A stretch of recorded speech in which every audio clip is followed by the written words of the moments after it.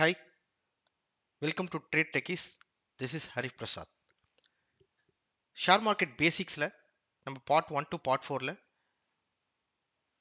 Intraday, delivery, exchange, அப்புறம் brokers, அப்புறம் எங்கே டேட்டாஸ் பார்க்குறது இந்த எல்லாமே பார்த்தோம். ஸோ நான் டெலிவரி அண்ட் இன்ட்ராடே வந்து கொஞ்சம் டீட்டெயிலாக எக்ஸ்பிளைன் பண்ணலாம் தான் இந்த வீடியோ பண்ணிகிட்ருக்கேன்.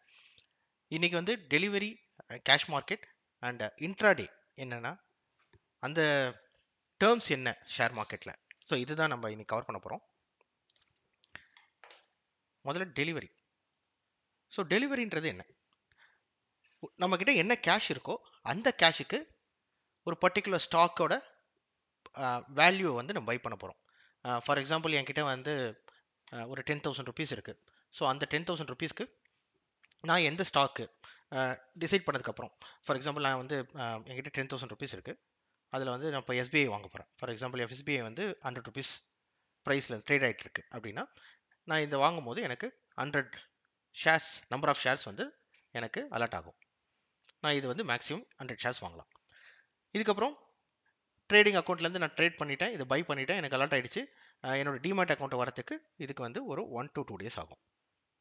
ஸோ ஆஃப்டர் 2 டேஸ்க்கு அப்புறம் இந்த ஸ்டாக் ப்ரைஸ் வந்து இன்க்ரீஸ் ஆகுது. சே 100 to 120 ருபீஸ் எனக்கு இன்க்ரீஸ் ஆகிடுச்சு அப்படின்னா, ஸோ 20 பாயிண்ட்ஸ் எனக்கு இன்க்ரீஸ் ஆயிருக்கு. 20 into 100 2000 ருபீஸ் வந்து எனக்கு ப்ராஃபிட்.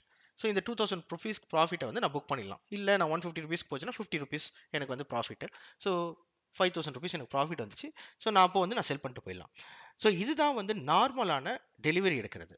ஸோ நீங்கள் முதல்ல உங்கள் கேஷ் என்ன இருக்கோ அந்த அமௌண்ட்டுக்கான number of shares for the particular ஸ்டாக்கோட ப்ரைஸில் ட்ரேட் பண்ணுறோம், அதை பை பண்ணுறோம். அதை வந்து நம்ம டிமேட் அக்கௌண்ட்டுக்கு வருது. டிமேட் அக்கௌண்ட் வந்ததுக்கப்புறம் எனக்கு ப்ராஃபிட்டில் இருக்குது இல்லை லாஸில் இருக்குது, நான் அதை செல் பண்ணோன்னா அதே மாதிரி நான் வந்து அதே ப்ரோக்கரோட ட்ரேடிங்லேருந்து அதை வந்து நான் செல் பண்ணுவேன். அதுக்கப்புறம் ஒரு 1 or 2 டேஸில் அந்த என்ன ப்ராஃபிட்டோ இல்லை ரிமைனிங் அமௌண்ட்டோ என்னோட ட்ரேடிங் அக்கௌண்ட்டுக்கு வந்துடும். அதுக்கப்புறம் நான் அதை வந்து பேங்க் அக்கௌண்ட்டுக்கு மூவ் பண்ணிக்கலாம். ஸோ இதுதான் வந்து ஒரு நார்மலான டெலிவரி ப்ராசஸ். ஒரு ஷேர்ஸை வாங்குறது எப்படி, எப்படி விற்கிறது, இதை நான் வந்து எப்படி எக்ஸ்பிளைன் பண்ணுறேன் அந்த என்னோட ஒன் ஆஃப் த டெர்மினலில். அதுக்கப்புறம் இன்னொன்று வந்து ரொம்ப இம்பார்ட்டண்ட்டு என்னென்னா, ட்ரேடர்ஸ்க்கு வந்து இன்ட்ராடேன்னு ஒரு கான்செப்ட் இருக்குது. ஸோ இன்ட்ராடேன்றது என்னென்னா, நீங்கள் ஒரு ஷேரை அன்னைக்கே வாங்கிட்டு அதே டேலேயே அதை க்ளோஸ் பண்ணுறது, அதுதான் வந்து இன்ட்ராடே. ஃபார் எக்ஸாம்பிள் இன்னைக்கு எஸ்பிஐ நான் வாங்குகிறேன். எஸ்பிஐ வந்து 100 ருபீஸ்க்கு வாங்குகிறேன். எஸ்பிஐ வாங்கினதுக்கப்புறம் இது வந்து 110 ருபீஸ் போயிடுச்சு. ஸோ 10 ருபீஸ் ப்ராஃபிட் எனக்கு வந்துருச்சு. நான் என்ன பண்ணுறேன், 10 ருபீஸ் எனக்கு ப்ராஃபிட்டு, நான் ஒரு 100 ஷேர்ஸ் வாங்கியிருக்கேன்னா எனக்கு 1000 ருபீஸ் ப்ராஃபிட் வந்திருக்கு. ஸோ நான் அந்த ப்ராஃபிட்டை வந்து அன்னைக்கே நான் புக் பண்ணிடுறேன். ஓகே, ஸோ இதுதான் இன்ட்ராடே. இதில் வந்து பெரிய அட்வான்டேஜ் என்னென்னா, நீங்கள் பை மட்டும் பண்ண வேணும்னு அவசியம் இல்லை. உங்கள்கிட்ட ஸ்டாக்கே இல்லைனா கூட நீங்கள் செல் பண்ணிவிட்டு but at the end of the day நீங்கள் பை பண்ணி வைக்கலாம். ஸோ இது பெரிய அட்வான்டேஜ் இதில். ஏன்னா நீங்கள் கேஷ் ஆன் டெலிவரியில் போகும்போது நீங்கள் பை மட்டும் தான் பண்ண முடியும். ஏன்னா உங்ககிட்ட என்ன கேஷ் இருக்கோ நீங்கள் வாங்குறீங்க, விற்கிறீங்க. இது வந்து ட்ரேடிங். ஸோ நீங்கள் உங்ககிட்ட அங்கே அந்த ஸ்டாக் இல்லைன்னா கூட நீங்கள் முதல்ல மார்னிங் வந்தவொடனே 100 ருபீஸ்க்கு வாங்குறீங்க. இன்கேஸ் நீங்கள் அதை ப்ரெடிக்ட் பண்ணியிருக்கீங்க, ஓகே இந்த ஸ்டாக்கு இந்த டேக்கு ஏறாது, இறங்க தான் போகுது. ஃபார் எக்ஸாம்பிள் 100 ருபீஸ்லேருந்து 90 ருபீஸ்க்கு வந்துருச்சு. அப்போது இந்த டிஃபரன்ஸ் ஆஃப் அமௌண்ட்டு 10 ருபீஸ் உங்களுக்கு profit. So number of shares நீங்கள் வந்து 100 ஷேர்ஸ் வாங்கியிருந்தீங்கன்னா 1000 ருபீஸ் உங்களுக்கு ப்ராஃபிட். இது ஒரு பெரிய அட்வான்டேஜ். இது வந்து ஃபர்ஸ்ட் அட்வான்டேஜ்னு சொல்லலாம், இந்த செல் அண்ட் பை. இது தான் பெரிய டிஃபரன்ஸ் டெலிவரிக்கும் இன்ட்ராடேக்கும் என்ன அட்வான்டேஜ்னு. செகண்ட் அட்வான்டேஜ்ன்றது என்னன்னா, உங்களுக்கு லிவரேஜ் கிடைக்கும். லிவரேஜ்ன்றது என்னன்னா, இப்போ உங்ககிட்ட 1000 ருபீஸ் தான் இருக்கு அப்படின்னா, இந்த 1000 ருபீஸில் எவ்வளோ ஷேர்ஸ் இதை எஸ்பிஐ நீங்கள் வாங்க முடியும்? 10 ஷேர்ஸ் தான் வாங்க முடியும். ஆனால் உங்கள் புரோக்கர் வந்து உங்களுக்கு லிவரேஜ் கொடுப்பாங்க. என்னன்னா 5 to 20 times. For example 5 times கொடுக்குறாங்கன்னா 1000 into 5 டைம்ஸ். ஸோ 5000 ருபீஸ்க்கு நீங்கள் ட்ரேட் பண்ணலாம். இல்லை 20 டைம்ஸ் அந்த பர்டிகுலர் ஸ்டாக் கொடுக்குறாங்கன்னா நீங்கள் 20,000க்கு நீங்கள் ட்ரேட் பண்ணலாம். ஸோ உங்ககிட்ட இருக்கிற கேபிட்டல் 1000 ருபீஸ் தான். பட் 20 டைம்ஸ் வந்து லிவரேஜ் கொடுக்கறதுனால 20,000 ருபீஸ்க்கு நீங்கள் ட்ரேட் பண்ணலாம். இதனால் என்ன ஆகும்னா, உங்களோட ப்ராஃபிட் பர்சன்டேஜும் 20 டைம்ஸ் வந்து இன்க்ரீஸ் ஆகும். ஃபார் எக்ஸாம்பிள் இப்போ 100 ருபீஸ் இருக்குது, இது 101 ருபீஸ் போச்சுனாலே எனக்கு வந்து 1% ப்ராஃபிட் அன்னைக்கு இன்ட்ராடேல. ஆனால் 20 டைம்ஸ் போகிறதுனால என்ன ஆகும், நீங்கள் 20,000க்கு நீங்கள் எவ்வளோ ஷேர்ஸ் வாங்கலாம்? 2000 ஷேர்ஸ் வாங்கலாம். 2000 into 1 rupees. So 2000 into 1 rupees, 2000 rupees உங்களுக்கு ப்ராஃபிட். ஆனால் உங்கள் கேபிட்டல் என்ன, 1000 rupees தான். ஸோ இதை தான் வந்து ட்ரேடர்ஸ்லாம் ரொம்ப பெரிய அட்வான்டேஜாக எடுத்துப்பாங்க. ஆனால் இதில் ரிஸ்க்கும் இருக்குது. இன்கேஸ் இது வந்து 1 rupees போச்சுன்னா நீங்கள் உங்களோட 1000 rupeesம் போகி நீங்கள் எக்ஸ்ட்ரா ஒரு 1000 rupees கேபிட்டல்லேருந்து உங்களுக்கு இதில் இந்த அமௌண்ட்லேருந்து நீங்கள் செட்டில் பண்ணணும். ஸோ இதில் அட்வான்டேஜும் இருக்குது, டிஸ்அட்வான்டேஜ் இருக்குது. இந்த லிவரேஜ் எடுக்கிறது கண்டிப்பாக எக்ஸ்பர்ட்டாக இருந்தால் மட்டும்தான் இந்த லிவரேஜ் எடுக்கணும். ஒரு பேசிக்கான ட்ரேடர் வந்து லிவரேஜ் எடுக்கிறதுக்கு முன்னாடி நம்மளால் இந்த இந்த லாஸை வந்து மேனேஜ் பண்ண முடியுமா? ஏன்னா நமக்கு ப்ராஃபிட் மட்டும் தான் தெரியும். லாஸ் ஆச்சுன்னா, ஃபார் எக்ஸாம்பிள் 100லேருந்து 90 rupees ஆச்சுன்னா என்ன ஆகும், இந்த 1 rupee வந்து 20 டைம்ஸ் நீங்கள் எடுத்துருக்கனால 2000 rupees வந்து நீங்கள் லாஸில் போயிடுவீங்க. ஆனால் உங்கள் கேபிட்டலே 1000 rupees தான் இருக்குது.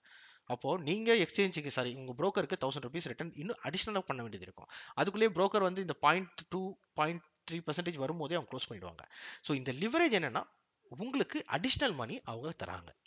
இது பெரிய அட்வான்டேஜ் ஃபார் எக்ஸ்பர்ட் ட்ரேடர்ஸ். பிகினர்ஸ்க்கு வந்து லிவரேஜ் எடுக்கிறது அவாய்ட் பண்ணிக்கிறது நல்லது. ஏன்னா இது ரொம்ப ரிஸ்கியானது. ஏன்னா வாலடைலான மார்க்கெட்டு. நீங்கள் என்னதான் ப்ரெடிக்ட் பண்ணாலும் ப்ரெடிக்ஷனை வச்சு மார்க்கெட் போகாது. நிறைய அனலைஸ் பண்ணணும். ஈச் அண்ட் எவ்ரி டேட்டா நீங்கள் அனலைஸ் பண்ணால் மட்டும்தான் உங்களால் இன்ட்ராடேல சக்ஸஸ் பண்ண முடியும். ஸோ இது வந்து ஸ்டாக் ப்ரோக்கருக்கும் கிளைண்ட்டுக்கும் உள்ள ஒரு அக்ரிமெண்ட் தான். இது 5 டைம்ஸ் கண்டிப்பாக கொடுக்கணும், 10 டைம்ஸ் கொடுக்கணும் அப்படிலாம் இருக்காது. அவங்க வந்து வச்சுருப்பாங்க, இந்தந்த ஸ்டாக்குக்கு இந்தந்த லிவரேஜ் கொடுக்கலாம். சில ஸ்டாக்கு லிவரேஜே தரமாட்டாங்க. இந்த ஸ்டாக்லாம் வாலடைலாக இருக்கோ அதுக்கெல்லாம் பெரிய அளவுக்கு லிவரேஜ் இருக்காது. எந்தெந்த ஸ்டாக்லாம் லிவரேஜ் வாலட்டிலிட்டி கம்மியாக இருக்கோ அதுக்கெல்லாம் தான் லிவரேஜ் கொடுப்பாங்க. ஸோ நான் அதை இங்கே காட்டுறேன் உங்களுக்கு.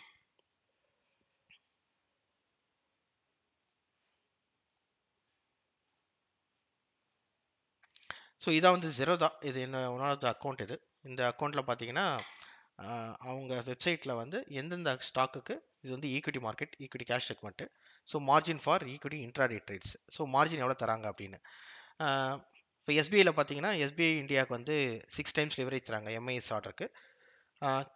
இது வந்து கவர் ஆர்டர்னு சொல்லுவாங்க. இதுக்கு வந்து இன்னும் அடிஷ்னலாக இது வந்து ஸ்டாப் லாஸோட நம்ம ட்ரேட் பண்ணும்போதே நம்ம வந்து ப்ரைஸ் எவ்வளோ வந்து ஸ்டாப் லாஸ் பண்ணணும் அதுக்கு இன்னும் அடிஷ்னலாக 10 டைம்ஸ் கொடுப்பாங்க. ஸோ இந்த மாதிரி நீங்கள் ஒவ்வொரு ஸ்கிரிப்ட்டுக்கும் ஒவ்வொரு ஆர்டர்ஸ் ஒவ்வொரு லிவரேஜ் இருக்கும்.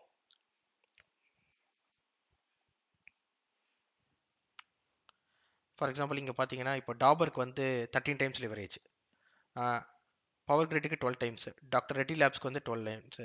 ஸோ இந்த மாதிரி ஒவ்வொரு ஸ்டாக்குக்கும் மாறும். அதோட வாலட்டிலிட்டியை பொறுத்து அவங்க மாற்றுவாங்க. ஓகேங்களா. சில ஸ்டாக்லாம் பார்த்தீங்கன்னா அதை 5 டைம்ஸ் வந்து மினிமம் வச்சுருக்காங்க. முன்னெல்லாம் 30 டைம்ஸ் 40 டைம்ஸ்லாம் கொடுத்துட்டு இருந்தாங்க. இப்போ வந்து ரொம்ப வாலட்டைல்னால அவங்க வந்து வாலட்டிலிட்டி இருக்கனால மார்ஜினையும் கொஞ்சம் இன்க்ரீஸ் பண்ணிட்டாங்க. ஸோ இங்கே பார்த்தீங்கன்னா due to increase volatility MIS bracket order cover order margins are higher than usual. So keep track of the latest intraday leverages. So இது வந்து வேரி ஆகிட்டே இருக்கும். இது வந்து ஸ்ட்ரிக்டாக எந்த ரூலும் இல்லை. எப்படி நம்ம வந்து அந்த பர்டிகுலர் ஸ்டாக்கை வந்து பை பண்ணுறது, இன்ட்ராடே பண்ணுறது, எப்படி செல் பண்ணுறதுன்றதை பார்ப்போம். ஸோ இது வந்து என்னோட one of the trading account. இந்த அக்கௌண்ட்டில் வந்து நான் எஸ்பிஐ செலக்ட் பண்ணியிருக்கேன். ஸோ நான் என்ன பண்ணுவேன்னா எஸ்பிஐன்னு செலக்ட் பண்ணிவிட்டு இப்போ இங்கே போயிட்டு நீங்கள் எஸ்பிஐ கொடுத்தீங்கன்னா இல்லை ஏதோ ஒரு particular stock Reliance. So Reliance Industries இதை வந்து நான் என்எஸ்சியில் பண்ண போகிறேன்னா இல்லை பிஎஸ்சியில் பண்ண போகிறேன்றது வரும். இப்போ சிலதெல்லாம் வந்து பிஎஸ்சியில் இருக்கும். ஸோ என்எஸ்சிலையும் நீங்கள் வாங்கிக்கலாம், இல்லை பிஎஸ்சிலையும் வாங்கலாம். ஸோ என்எஸ்சியில் நான் வாங்க போகிறேன் அப்படின்னா ஓகே. ஸோ ரிலையன்ஸோட ஸ்டாக்கை வந்து நான் பை பண்ண போகிறேன். ஸோ இதான் அந்த cash and carry delivery base trade. So ஒரு குவான்டிட்டிக்கு வந்து இன்றைக்கி 1787க்கு ரிலையன்ஸ் ட்ரேட் ஆகிட்டு இருக்கு. நான் இது வந்து ஒரு 10 ஸ்டாக் வாங்குறேன் அப்படின்னா எனக்கு 17,879 rupees இருக்கணும். இருந்தால் மட்டும்தான் நான் இந்த ரிலையன்ஸ் ஸ்டாக்கை என் அக்கௌண்ட்டில் இருந்தால் மட்டும்தான் நான் ரிலையன்ஸ் ஸ்டாக்கை வாங்க முடியும். 10 ஸ்டாக்கை 10 குவான்டிட்டியை. இதை வந்து நான் லிமிட் பண்ணுறேன். ஃபார் எக்ஸாம்பிள் எனக்கு 187 நான் 1787 வாங்கல, எனக்கு கம்மியாக சீப்பாக வந்தால் தான் வாங்கணும். ஃபார் எக்ஸாம்பிள் 1787.05 வந்தால் தான் நான் வாங்குவேன் அப்படின்னு லிமிட் பண்ணிக்கலாம். ஸோ எப்போ இந்த ப்ரைஸ்க்கு வருதோ அப்போ தான் இவங்க இந்த ட்ரேடை வந்து எக்ஸிக்யூட் பண்ணுவாங்க. இல்லை நான் மார்க்கெட்லேயே வாங்கிக்கிறேன் அப்படின்னா மார்க்கெட்டில் அன்றைக்கி என்ன ட்ரேட் ஆகிட்டு இருக்கோ அந்த டைமில் எவ்வளோ ப்ரைஸில் ட்ரேட் ஆகிட்டு இருக்கோ அதில் வந்து அவங்க மார்க்கெட்டில் வாங்கி கொடுத்துருவாங்க.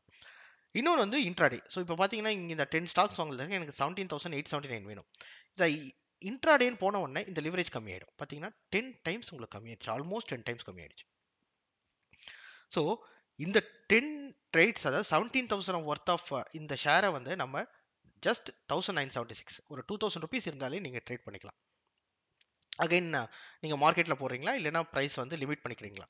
ஆனால் இந்த ட்ரேடை நம்ம அன்னைக்கே க்ளோஸ் பண்ணிடணும். இது நீங்கள் பை மட்டும் இல்லை, நீங்கள் செல்லும் பண்ணலாம்.